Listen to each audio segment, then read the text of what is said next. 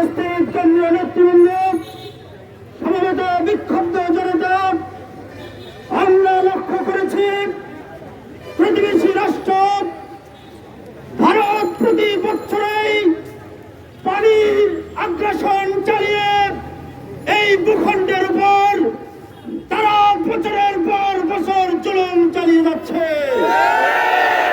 সংগ্রামী সাথী বন্ধুগণ, আন্তর্জাতিক আইন অনুযায়ী প্রতিটি নদী পানির ন্যায্য হিস্সার একটা নিয়ম রয়েছে।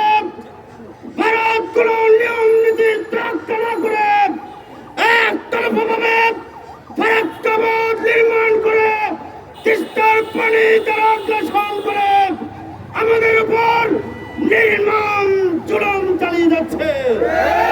আপনারা লক্ষ্য করেছেন আজকে দেশের বেশ কয়েকটি অঞ্চল, ফেনী, নোয়াখালী, কুমিল্লা সহ লক্ষ লক্ষ মানুষ পানির নিচে তলিয়ে যাচ্ছে। আমরা স্পষ্ট বলতে চাই, যদি আপনারা এই আগ্রাসন বন্ধ না করেন, বাংলাদেশের তৌহিদি জনতা আরেকবার ফারাক্কা অভিমুখে লং মার্চ করবে।